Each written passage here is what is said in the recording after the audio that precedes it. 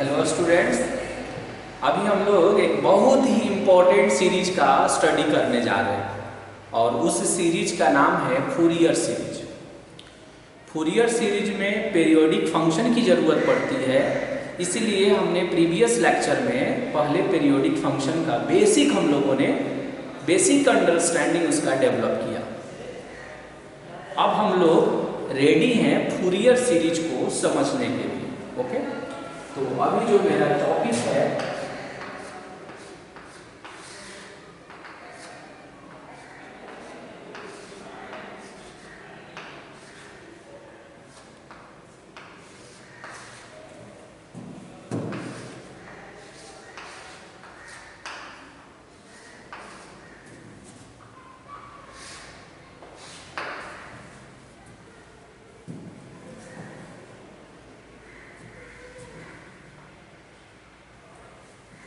ये है Fourier series. अब है कि फूरियर सीरीज में क्या कही गई है, पहले उसके स्टेटमेंट को समझते हैं। क्या है उसका statement?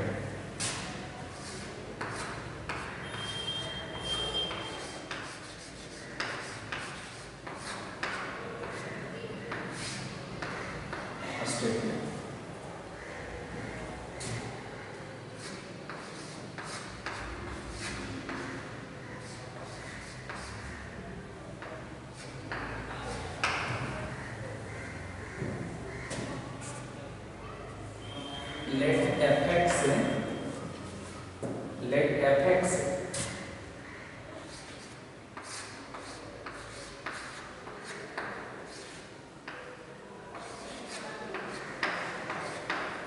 let fx is a periodic function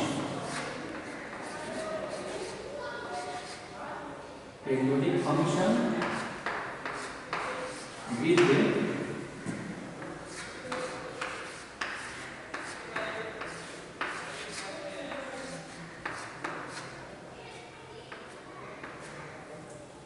let fx is a periodic function with period 2 pi। fx जो है पीरियोडिक फंक्शन है और उसका पीरियड कितना है, 2 पाई है। Okay,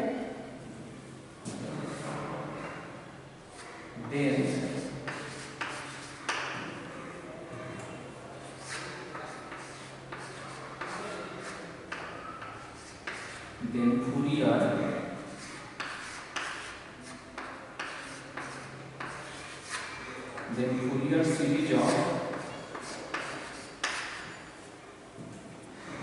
Fourier series of fx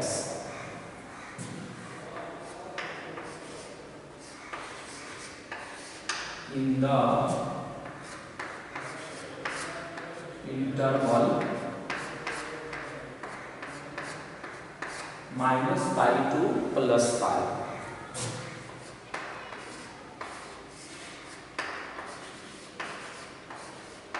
is given by। अब यहां से इंपॉर्टेंट यह स्टार्ट होता है कि fx कोई फंक्शन है, पीरियोडिक फंक्शन। fx क्या है? कोई पीरियोडिक फंक्शन है और उसका पीरियड कितना है, 2 पाई। तब कह रहा है कि उस fx वाले फंक्शन का जो फूरियर सीरीज होगा इस इंटरवल में माइनस पाई से प्लस पाई में किसके द्वारा रिप्रेजेंट होगा वो अभी हम लोग लिखेंगे। ये a0 plus a1 cos x plus a2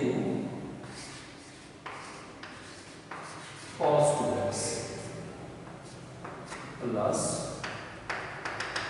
dot dot an cos nx plus dot dot हो गया, फिर प्लस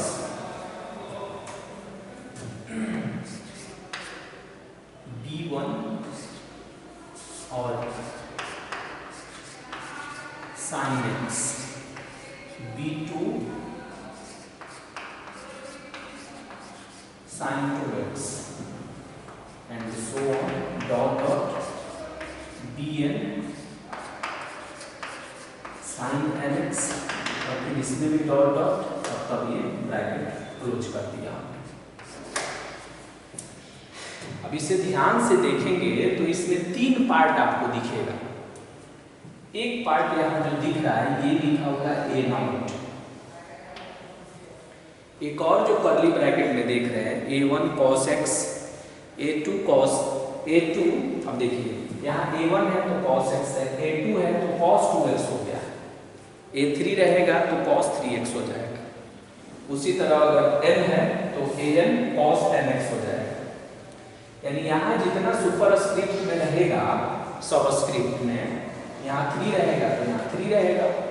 उसके बाद भी डॉट डॉट है, डॉट डॉट का होना इस बात को इंडिकेट करता है कि ये इनफाइनाइट सीरीज है, ये इनफाइनाइट तक मूव करेगा। उसी तरह b के साथ भी तो कहता है कि fx कोई फंक्शन है, पेरियोडिक फंक्शन है और उसका पीरियड 2 पाई है, तो माइनस पाई से लेकर प्लस पाई के बीच में उस फंक्शन का फूरियर सीरीज इस तरह से रिप्रेजेंट होगा। अब आप इसे देखेंगे कि हम इसे कॉम्पैक्ट फॉर्म में लिखते हैं।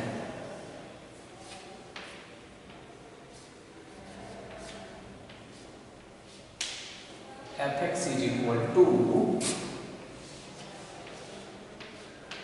a0 प्लस और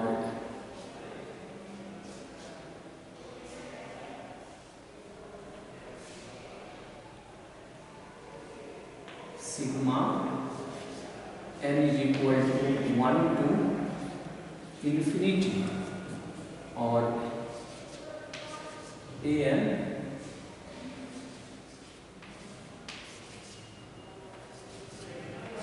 cos nx।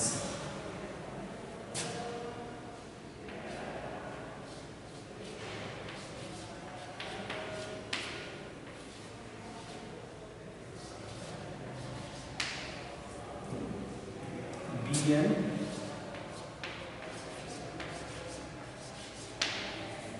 sin nx, bn sin nx। ये हुआ मेरा फूरियर सीरीज को सिग्मा के हेल्प से लिखने का तरीका। अब देखिए सिग्मा क्या होता है, आप n के जगह पर 1 रखिए, क्या आएगा a1 cos x आएगा, n के जगह पर 2 रखिए a2 cos 2x आएगा। ऐसे ही कर करके ये इंफिनिटी तक मूव किया है। ओके, अब इसे हम क्या करेंगे कि इसे 1 मान लेंगे और इसी में जो आप देख रहे हैं, ये जो कोफिशिएंट देख रहे हैं a0, an और bn, इसी को मुझे कैलकुलेट करना है और कैलकुलेट करके इसका एक फॉर्मूला डेवलप करना है जिसका यूज हम लोग क्वेश्चन में करेंगे। ओके, यानी हमको यहाँ पर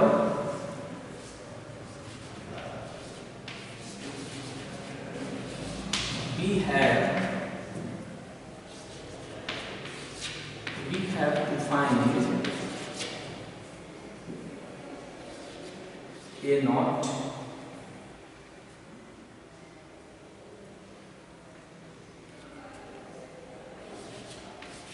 an एंड bn।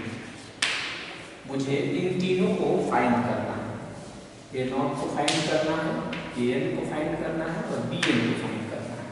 ओके, अब इसको फाइंड करने के लिए कुछ एजम्पशन बनाएंगे कि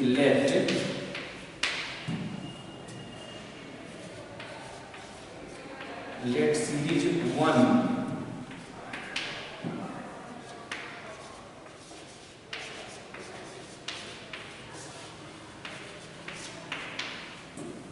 क्या लिखा, हमने क्या किया कि हमने मान लिया कि सीरीज 1 जो है वो कन्वर्जेंट है। अब है कहेंगे कन्वर्जेंट का मीनिंग क्या होता है, तो उसका लिमिटिंग वैल्यू जो है फिक्स होता है कन्वर्जेंट। जब n टेंस करेगा इन्फिनिटी की ओर तो उस कंडीशन में उसकी वैल्यू अगर फिक्स्ड है, ऑसिलेट नहीं कर रहा है, तो उसे हम कन्वर्जेंट कहेंगे। यानी यहाँ पर हम शॉर्ट में ये याद रखेंगे अभी, इसका भी बहुत लंबा चौड़ा स्कोप है कि एक फिक्स्ड वैल्यू को इंडिकेट करता है जब लिमिटिंग वैल्यू इन्फिनिटी की ओर टेंस करता है। क्या मान लिया हमने कि सीरीज 1 जो है कन्वर्जेंट है, तो कन्वर्जेंट है तब कहता है कि देन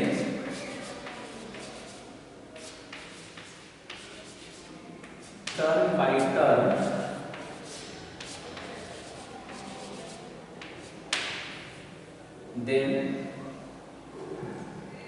then 1 मतलब कि सीरीज 1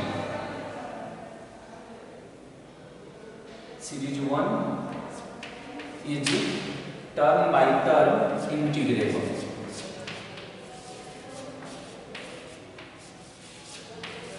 अगर ये कन्वर्जेंट होगा तब ये 1 जो सीरीज होगा, यही सीरीज जो है फूरियर सीरीज है, ये जो आप यहाँ देख रहे हैं, इसको हम ऐसे भी लिख सकते हैं, एक्सपैंड करके ऐसे भी लिख सकते हैं। तो क्या करना है कि मान लेना है कि ये सीरीज जो है कन्वर्जेंट है, और जब सीरीज कन्वर्जेंट है तो टर्म बाय टर्म जो है ये इंटीग्रेबल होगा। और तीसरी इंफॉर्मेशन पर हम ये क्या करेंगे कि इंटीग्रेटिंग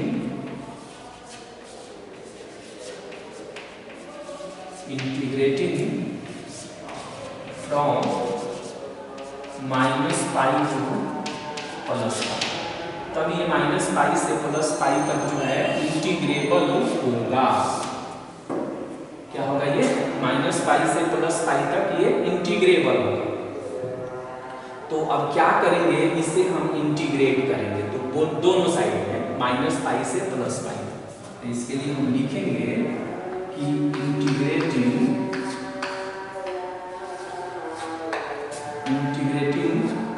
1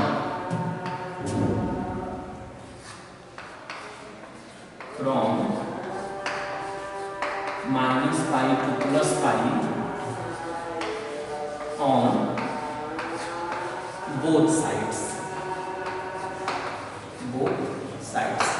मेरा मिशन क्या है? मेरा मिशन है a0 को कैलकुलेट करना, an को कैलकुलेट करना और bn को कैलकुलेट करना। इन तीन चीजों को मुझे कैलकुलेट करना है। तो इन तीन चीजों को जब कैलकुलेट करना है, a0, an और bn, okay.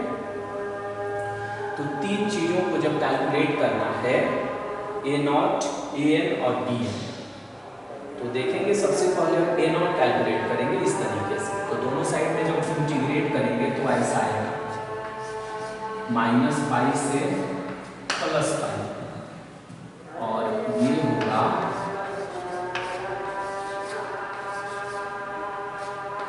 fx dx, okay. और इधर हो जाएगा -π to +π और a0 और dx हो जाएगा प्लस।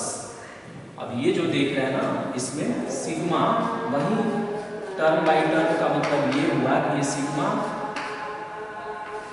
आउटसाइड में आ जाएगा, और जो फंक्शन होगा ये इंटीग्रेबल होगा। cos nx है, dx है, -π से लेकर +π। थर्ड टर्म बताइए कितना है? थर्ड टर्म हो जाएगा sigma n = 1 to infinity dn और -π से लेकर +π तक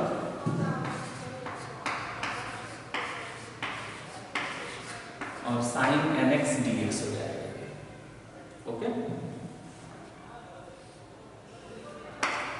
ये हो गया आपका। जब ये हमने लिख दिया तो ये a0 जो है ये कांस्टेंट है, तो बाहर हो गया, dx का इंटीग्रेशन x हो गया, और ये हो गया आपका -π से लेकर कहाँ तक? +π तक हो गया, ओके। अब यहाँ पर ये है सिग्मा n = 1 to infinity, और यहाँ है an, और cos का इंटीग्रेशन बताइए। तो cos का इंटीग्रेशन होगा साइन एन एक्स, एक्स का कोफिशिएंट n है तो n से डिवाइड कर देंगे और ये बनेगा -पाई से लेकर +पाई तक। ये जो देख रहे हैं यहाँ पर, ये पूरा सिस्टम जो है ये -पाई से +पाई है और ये ऑड फंक्शन है। कौन सा फंक्शन है ये? ऑड फंक्शन है।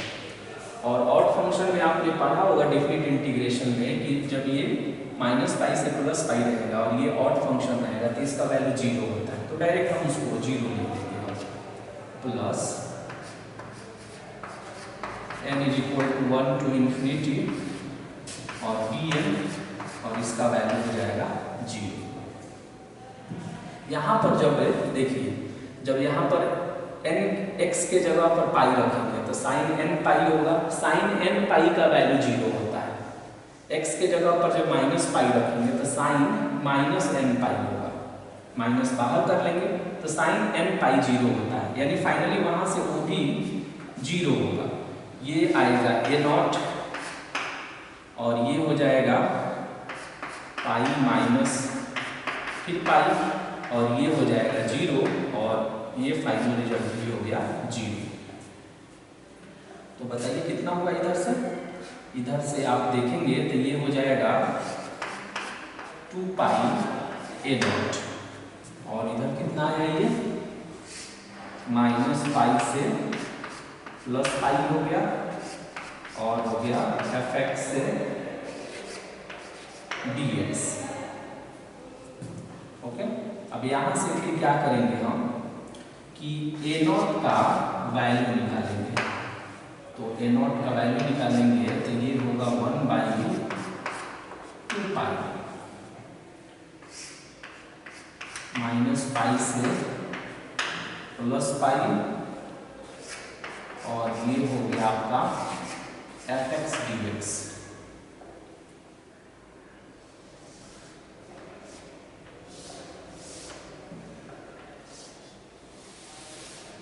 ये हो गया a0 का वैल्यू।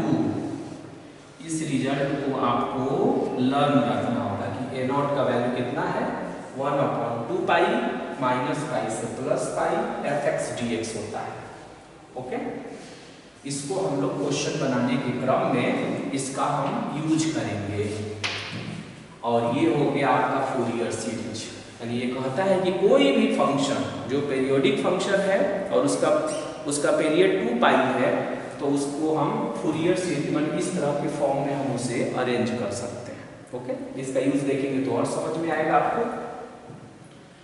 और जब ये फूरियर सीरीज इस फॉर्म में आ गया सिग्मा वाले फॉर्म में, तो मान लेंगे कि कन्वर्जेंट है तो टर्म बाई टर्म इंटीग्रेबल होगा। अब इसका क्या मीनिंग है टर्म बाई टर्म इंटीग्रेबल होगा? कैसे हमने दोनों साइड में इंटीग्रेट किया तो सिग्मा सब पर इंडिविजुअली लगा दिया, सिग्मा होने के बावजूद भी इंटीग्रेशन सब पर हमने अप्लाई कर दिया और सिग्मा वाले को बाहर कर दिया। तो ये जो बाहर होता है, ये जो पार्ट बाहर हमने किया, ये इसी क्वालिटी से बाहर होगा। नहीं तो अगर ये टर्म बाई टर्म इंटीग्रेबल नहीं होता तो उस कंडीशन में ये सिग्मा को हम आउटसाइड में नहीं कर पाते। ये फंक्शन ऑड फंक्शन है, ऑड फंक्शन होने के कारण इसका रिजल्ट 0 हुआ। इसको आपने कहाँ पढ़ा था? तो इसको पढ़ा था आपने डेफिनिट इंटीग्रेशन में। कहाँ पढ़ा आपने? Definite integration. अगर नहीं भी है इसका आइडिया तो इसको आप इंटीग्रेट करिए और इंटीग्रेट करके जब पुट करिएगा ना तो उस कंडीशन में भी देखेंगे कि इसका वैल्यू जो है वो 0 हो जाएगा। ओके, और मुझे मेन क्या याद रखना है, ये जो आप देख रहे हैं a0 का जो वैल्यू हमने निकाला, a0 का जो वैल्यू है इसको हाईलाइट कर रहे हैं और हम इस वैल्यू को देखिए 1/2 पाई और -पाई से +पाई और ये हो गया fx dx हो गया। ये हो गया आपका a0 का वैल्यू हो गया। ओके, और a0 जब हमने कैलकुलेट कर लिया तो दो चीजें और मुझे कैलकुलेट करना है। ये तो केस फर्स्ट था, अब we have to find an and bn also. वही a0 an bn की वैल्यू जब हम फाइंड कर लेंगे तब हम किसी भी पीरियोडिक फंक्शन जिसका पीरियड 2 पाई होगा उसे -पाई से +पाई तक जो है फूरियर सीरीज के फॉर्म में उसे हम अरेंज कर सकते हैं। ओके, तो नेक्स्ट मेरा टारगेट क्या होगा, an को फाइंड करना और किसको फाइंड करना, bn को फाइंड करना। ओके।